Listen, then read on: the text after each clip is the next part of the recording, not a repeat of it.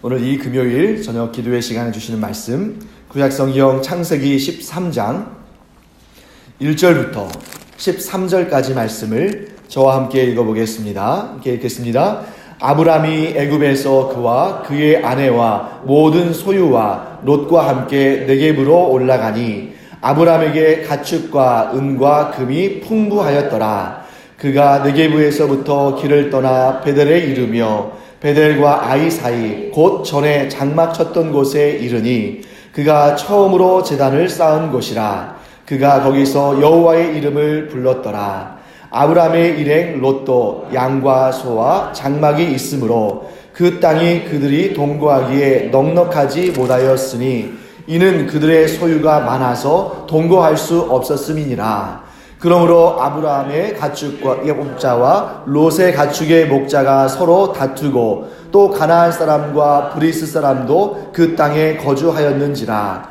아브라함이 롯에게 이르되 우리는 한 친족이라 나나 너나 내 목자나 내 목자나 서로 다투게 하지 말자. 내 앞에 온 땅이 있지 아니하냐. 나를 떠나가라. 내가 좌하면 나는 우하고 내가 우하면 나는 좌하리라. 이에 롯이 눈을 들어 요단 지역을 바라본즉 소알까지 온 땅에 물이 넉넉하니 여호와께서 소돔과 고모라를 멸하시기 전이었으므로 여호와의 동산 같고 애굽 땅과 같았더라. 그러므로 롯이 요단 온 지역을 택하고 동으로 옮기니 그들이 서로 떠난지라. 아브람은 가나안 땅에 거주하였고 롯은 그 지역의 도시들에 머무르며 그 장막을 옮겨 소돔까지 이르렀더라. 소돔 사람은 여호와 앞에 악하며 큰 죄인이었더라. 아멘.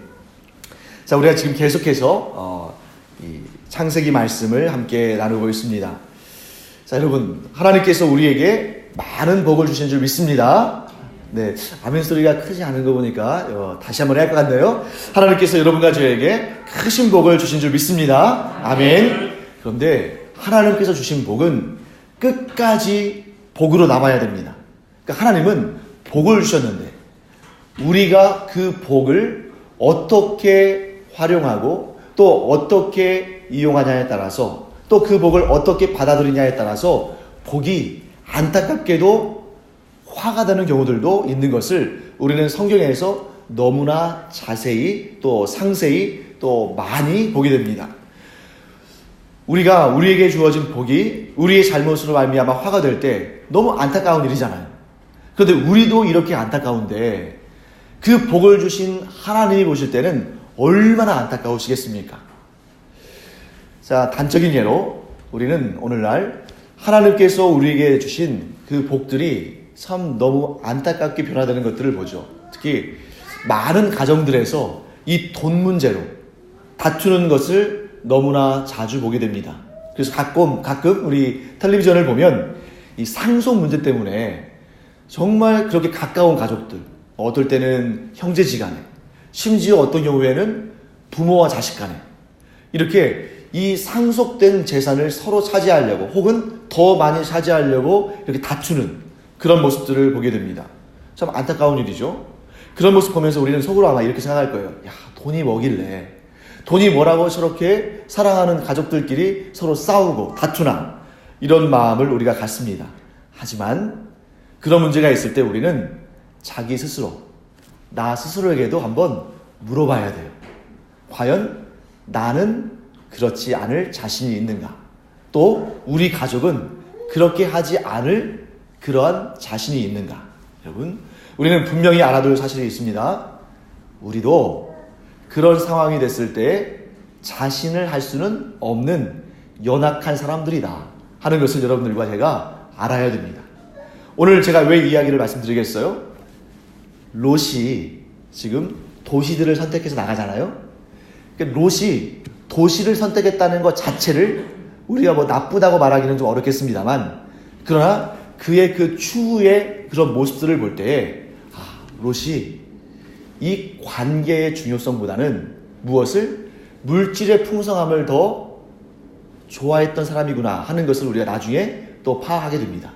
그러면서 이제 그런 모습들을 보면서 조금 더 성숙했더라면 롯이 하나님을 믿는 그 믿음 가운데 조금만 더 성숙한 믿음으로 그가 결정했더라면 훨씬 좋았을 텐데, 롯이 소돔을 선택한 것은 잘못된 일이라고 말할 수는 없지만, 그러나 안타까운 것은 롯이 소돔 가운데서도 그의 믿음을 지키고 그의 거룩함을 지킬 만큼 아직은 성숙하지 못한 단계였다는 것이 안타까운 일입니다. 반면에 오늘 우리는 아브라함을 한번 보겠습니다. 여기는 아직 아브라함이라고 이름되지 않고 아브람이라고 되어 있죠. 아브람은 우리가 지난 2시간에 걸쳐서 살펴본 것처럼 연거푸 2번이나 연속해서 실패했어요. 어떤 실패를 했는지 여러분 기억하시죠? 자, 아브람이 하나님의 부르심에 믿음으로 응답해서 가나안 땅으로 들어왔습니다.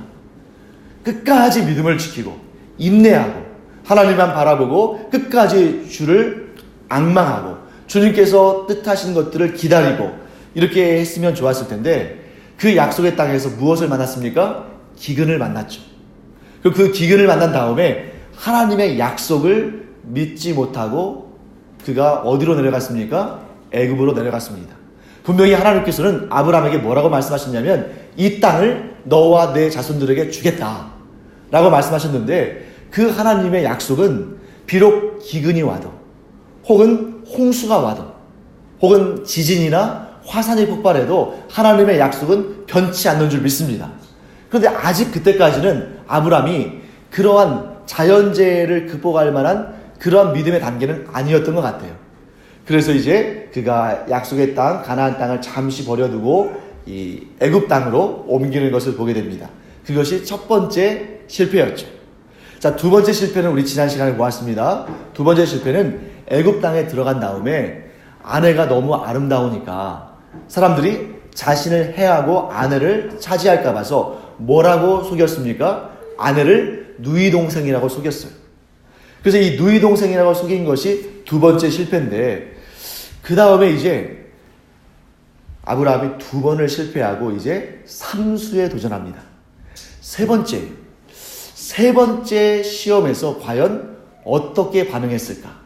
저는 이 본문을 읽고 묵상하면서 참 마음이 좋았어요. 왜냐하면 이 본문 가운데 한결 성숙한 모습으로 믿음의 진보를 이룬 아브람을 발견할 수 있었기 때문입니다. 자, 첫 번째 시험은 어떤 시험이냐면 믿음의 인내의 시험이었어요. 참을 수 있냐 없냐. 여러분, 여러 가지 자연재해 중에서 아마 하나님께서 이 인내를 테스트하기에 가장 좋은 자연재해가 기근인 것 같아요. 왜냐하면 여러분, 홍수가 나면 물은 그래도 며칠 지나면 빠지잖아요.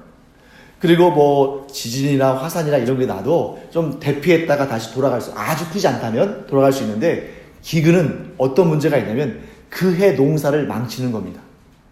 제때에 파종할 수가 없어요. 파종했다 할지라도 그게 말라버리면 수확할 수 없죠. 그러니까 이 기근이라는 것은 단지 며칠 혹은 몇 달만 견디면 되는 게 아니라 1년을 꼬박 참아야 되는 그런 힘겨운 또 인내심이 필요한 재해라는 것이죠. 하나님께서 이 기근을 통해서 아브람의 인내력, 믿음의 인내력을 테스트해 보셨습니다. 그런데 안타깝게도 아브람은 거기를 견디질 못했죠. 자, 두 번째 시험. 자기 아내를 누이 동생으로 속인 것은 무엇에 관한 테스트였을까요? 자, 안위의 문제, 안전의 문제. 그래서 항상 여러분, 우리가 하나님께 간절히 기도하는 것 중에 하나가 항상 그 리스트를 짠다면 거기에 아마 5손가락 안에 들어가는 것 중에 하나가 아마 안전이지 않을까 싶어요. 그래서 저도 항상 그렇습니다만, 저도 이제 새벽 기도 시간에도 기도할 때, 이 새벽 시간에 사실 좀 위험할 수도 있잖아요. 이 새벽 시간에 차 타고 오시는 우리 성도님들 하나님께서 항상 안전하게 지켜주시고 사고 나지 않게 해달라고 늘 기도하고, 또 주일날도 예배드리기 전에 이 앞에서 기도할 때 우리 성도님들 저기 멀리 오늘도 우리 서귀포에서도 오셨는데 그 먼 거리에서, 또 지난주에는 비도 왔었잖아요. 막 그러니까 또 안개도 낄 수 있고 뭐 그런 상황이니까, 지난주였나요? 하여튼 예, 그런 상황이었으니까 하나님께서 늘 지켜주시고 보호하시고 안전하게 하시기를 이렇게 기도를 합니다. 그리고 엊그저께도 제 아내가 이제 서울 갔다 오는데 이 바람주의보, 풍랑주의보 내렸고 그 윈드시어 주의보 내렸을 때 그때 거의 유일하게 마지막으로 이렇게 도착하다시피 했는데 그때도 이제 기도가 절로 나오는 거죠. 왜냐하면 이 안전이라는 것이 굉장히 중요하니까. 근데 여기에 있어서도 아브람은 하나님을 온전히 믿지 못했어요. 만약에 아브람이 하나님을 온전히 믿었다면 하나님께서 내 아내가 아무리 예뻐도 나와 아내와 우리 가정을 지켜주실 것을 믿었을 거예요. 그리고 안심했을 겁니다. 하나님께서 뭐라고 약속하셨습니까? 너와 너의 아내에게 후사를 주겠다. 아들을 주겠다. 상속자를 주겠다고 약속하셨습니다. 그런데 만약에 아브라함이 그 애굽 땅에서 죽는다면, 아브라함이 그 애굽 땅에서 아내를 빼앗긴다면 후사를 얻을 수가 있습니까? 없습니까? 없는 거잖아요.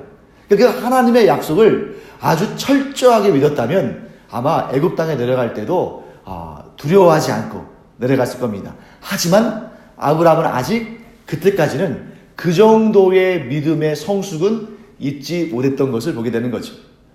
자, 오늘 세 번째입니다. 삼세판이라는 말이 여기서 나왔는지 모르겠어요. 아브라함이 세 번째 테스트를 받습니다.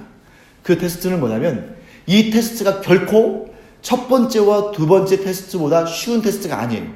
이 테스트는 부귀, 돈, 형통, 이런 돈과 재산과 이들이 누리는 그런 세속적인 그러한 풍성함, 이런 것에 대한 테스트를 받게 되는 것이죠.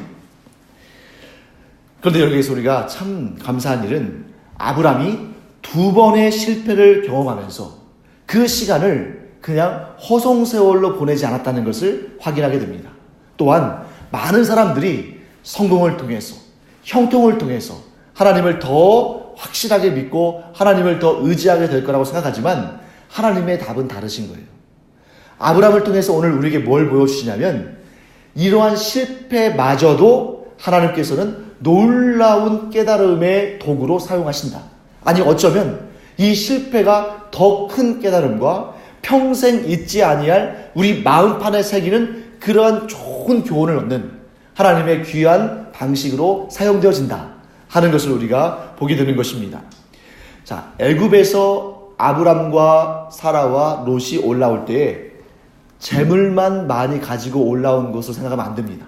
지금 여기 보시면 애굽에서 다시 가나안 땅으로 올라올 때 은금과 가축과 또 노비와 이러한 재물들을 많이 가지고 올라오잖아요. 그 당시에 애굽이 하나님의 매를 맞은 다음에 깜짝 놀라서 아브람을 오히려 화를 내고 그에게 분풀이한 것이 아니라 그에게 많은 재물을 줘서 보냅니다. 왜 그랬을까요? 하나님의 함께 하시는 사람을 함부로 대했다가는 다음에는 더 큰 재앙을 받을 것이 분명하니까 내가 이러면 안 되겠다 하고 오히려 하나님의 영이 함께 하시는 사람에게는 내가 많이 은혜를 베풀고 또 후대하게 함으로 말미암아 내가 오히려 저 사람 때문에 복을 받아야겠다 이런 마음이 있었던 것이죠. 그래서 아브람과 사레와 롯이 이 애굽을 떠나서 다시 가나안 땅으로 올라올 때 재산도 많이 바로가 주었고 또 가축도 많이 주었고 또 종도 많이 줬어요. 이렇게 해서 그걸 가지고 올라오는데 여러분 저는 이 13장을 보면서 아브람과 사레가 애굽 땅에서 얻어온 가장 복된 보물은 돈도 아니고 가축도 아니고 노예들도 아니고 바로 믿음의 성숙이었다 하는 것을 보게 되는 것입니다.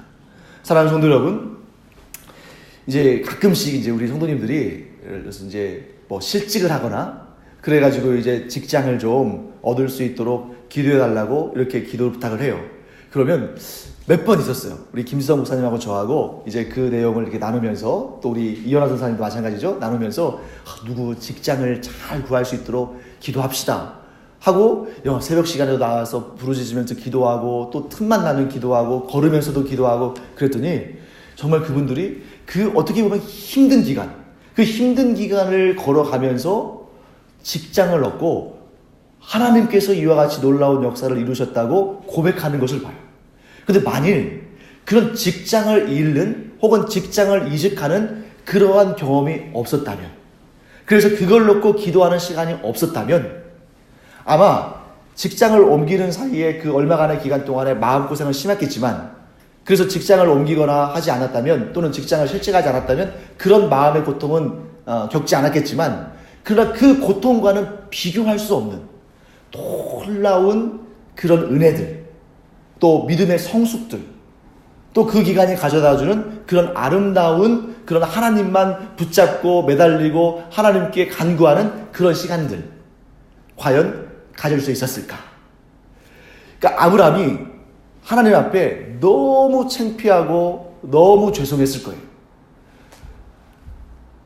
아내의 사례를 누이 동생이라고 속였던 자신의 그 모습을 보면서 내가 이것밖에 안 되는 사람인가?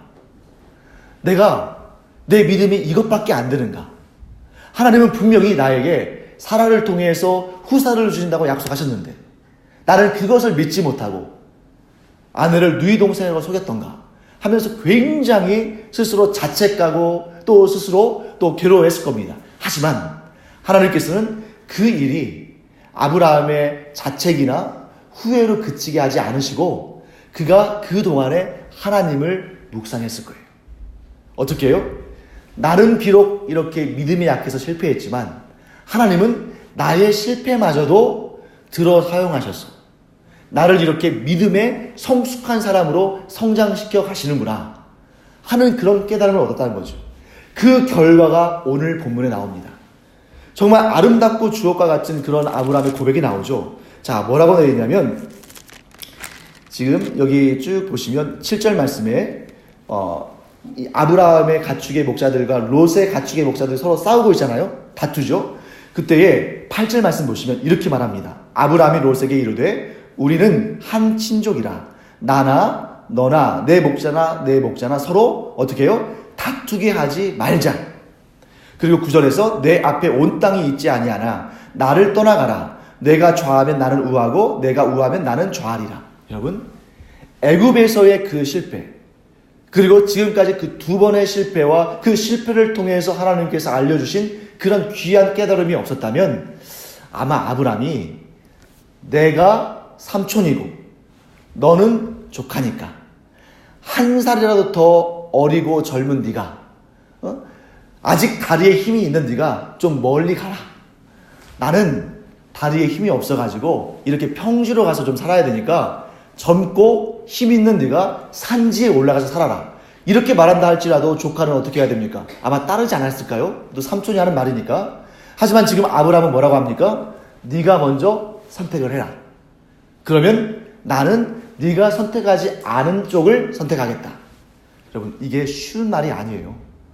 왜냐하면 지금 이 시점은 이들이 약속의 땅에서 분깃을, 즉 기업을 결정하는 선택입니다.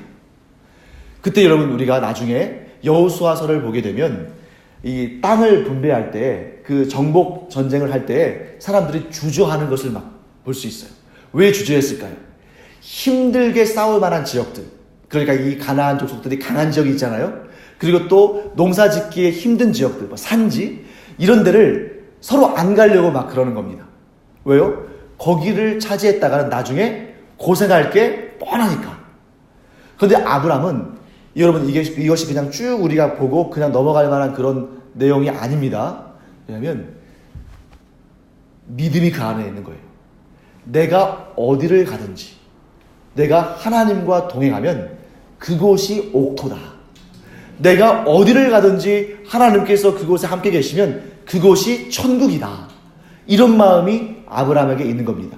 제가 왜 그것을 발견했냐면, 여러분 이 13장을 쭉 보세요. 그러면 자, 3절 말씀 볼까요? 그가 네게부에서부터 길을 떠나 베델에 이르며 베델과 아이 사이 곧 전에 장막 쳤던 곳에 이르니 그가 처음으로 제단을 쌓은 곳이라. 그가 거기서 여호와의 이름을 불렀더라 라고 되어 있죠.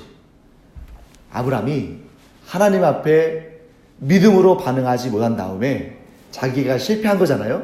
그 실패를 딛고 다시 가나안 땅으로 올라오면서, 이것은 성경에는 분명히 설명하지 않기 때문에 저의 해석이고 저의 추측입니다만, 제가 볼 때는 일부러 이 베델과 아이 사이로 올라온 것 같아요. 지금 아브라함에게 재산도 많고 또 이제 종들도 많아졌고 또 가축도 많아졌잖아요. 그러니까 이 무리를 이끌고 오는 일이 사실 쉬운 일은 아닙니다. 그런데 제 생각에는 이 아브라함이 그 큰 무리를 이끌고 일부러 그가 가나안 땅에서 처음으로 하나님께 단을 쌓고 예배를 드렸던 그곳에 일부러 찾아와서 다시금 단을 쌓은 겁니다.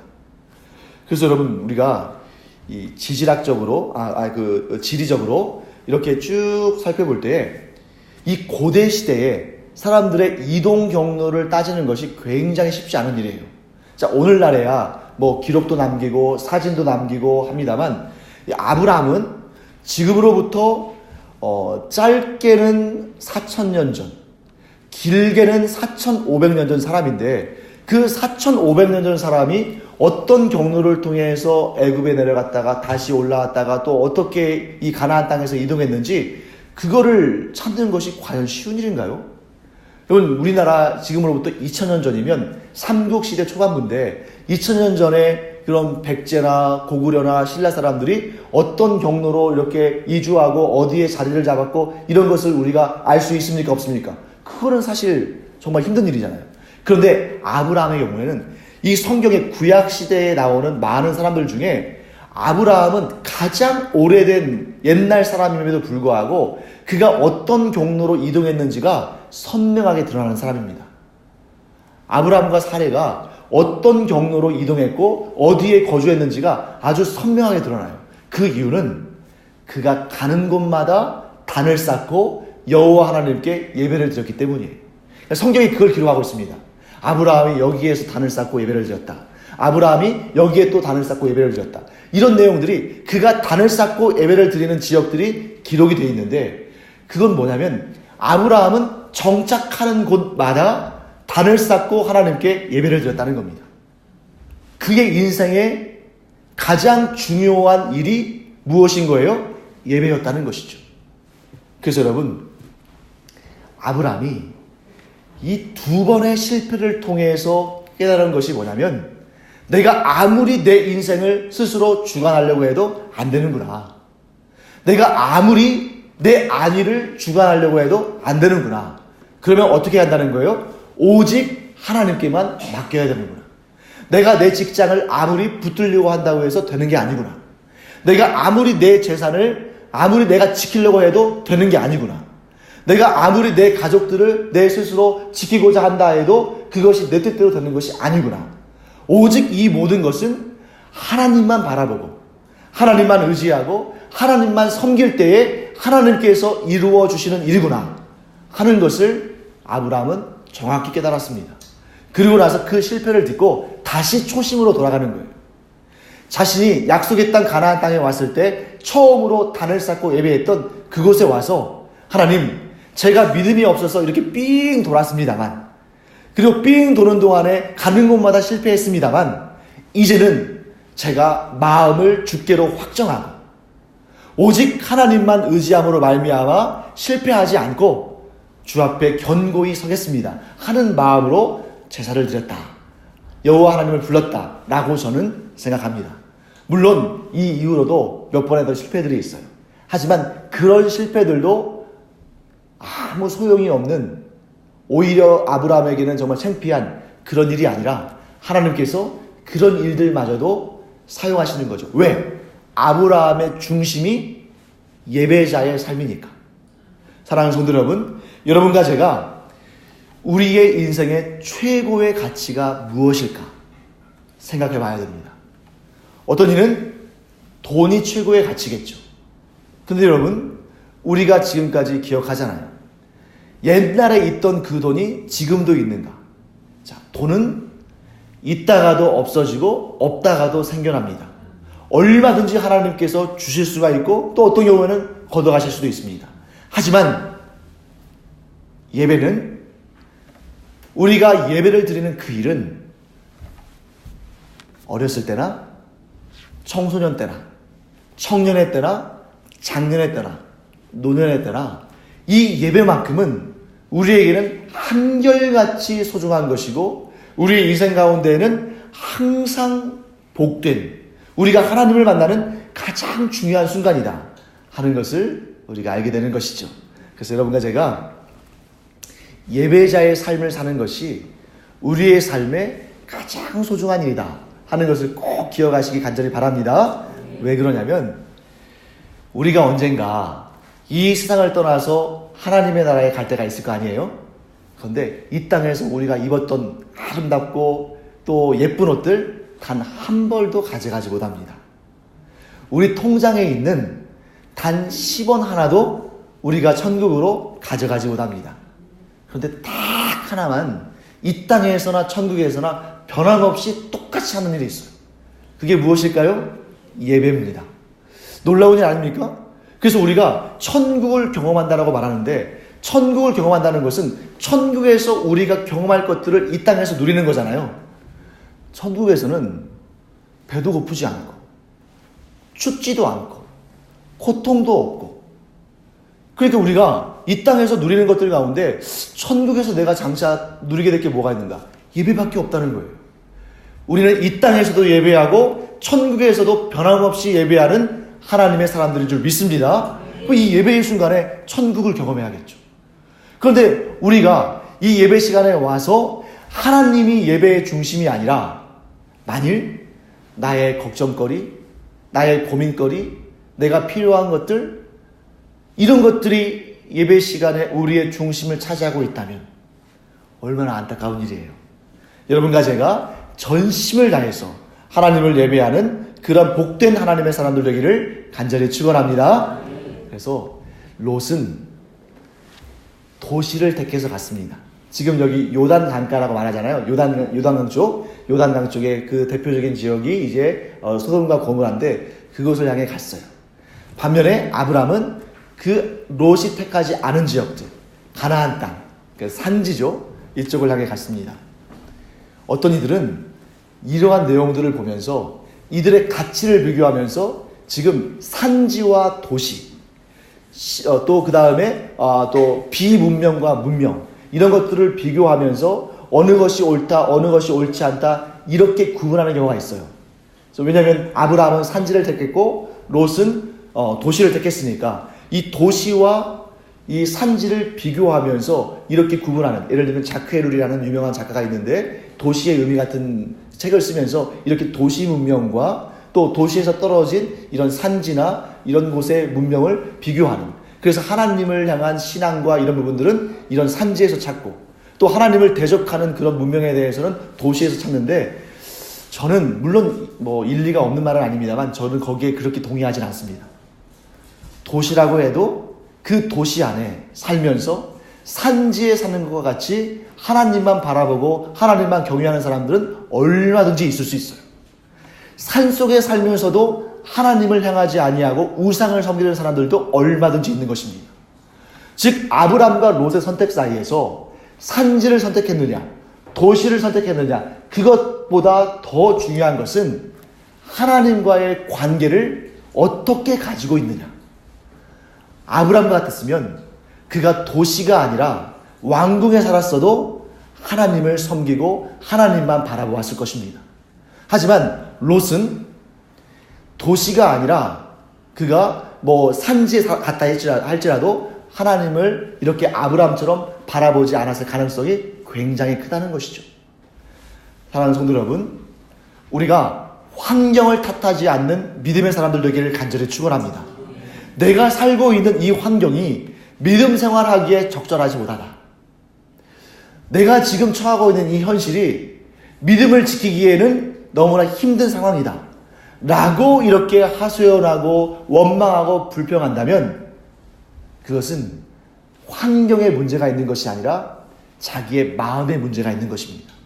여러분과 저는 도시에 살든 시골에 살든 산에 있든 강가에 있든 환경이 열악하든 풍족하든 또 우리가 하는 일들이 잘 되든 지금 좀 잘 풀리지 않든 어떤 상황과 환경 가운데 있든지 제일 중요한 것은 하나님과 나 사이의 관계이지, 그런 일들이 내 마음을 하나님께로 빼앗아 간다면 그것이 내가 가장 원치 않은 일이다 하는 것을 우리가 깨달아야 한다는 것이죠. 사랑하는 성도 여러분, 그래서 오늘 우리가 또 이 주말에 기도하러 나왔는데 내 마음속에, 내 인생 가운데, 내 가치관 가운데 가장 소중한 것이 과연 무엇인가?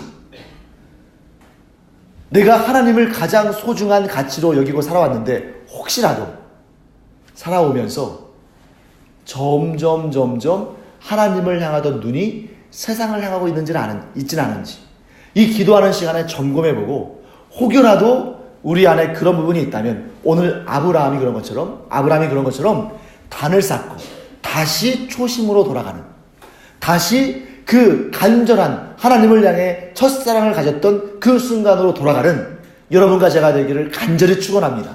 우리가 그런 믿음을 가지면 하나님께서 아무리 많이 부어주셔도 걱정이 없으실 거예요. 왜? 저 사람은 내가 아무리 좋은 것을 많이 부어주어도 흔들리지 않을 사람이다. 하나님께서 그 믿음을 보시면 차고 넘치게 부어주실 줄 믿습니다.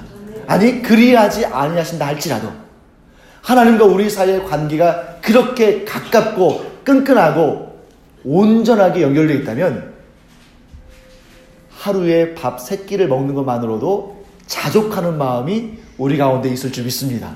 그래서 여러분과 제가 이 마음을 온전히 하나님께 드림으로 말미암아 날마다 순간마다 하나님과의 그 가까운 관계, 하나님과의 소통함, 하나님과의 그 친밀한 관계가 나에게 그 무엇과도 바꿀 수 없는, 그 무엇과도 비교할 수 없는 가장 큰 가치가 되는 여러분과 제가 되기를 간절히 축원합니다. 기도하겠습니다. 하나님, 주님의 은혜를 감사드립니다.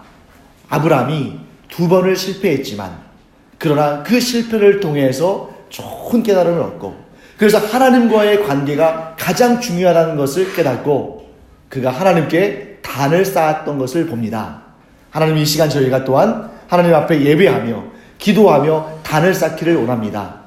예수님을 구주로 영접하고 하나님을 섬기기로 작정했던 그 첫사랑의 첫 순간을 잊지 않게 하여 주시고 또 저희가 항상 그 초심을 잃지 않는 하나님의 믿음의 사람들 되게 하여 주셔서 어떤 상황, 어떤 환경 가운데 있다 할지라도 오직 하나님만 향하며 하나님만 붙들며 하나님과 동행하는 주의 종들 되게 하여 주시옵소서.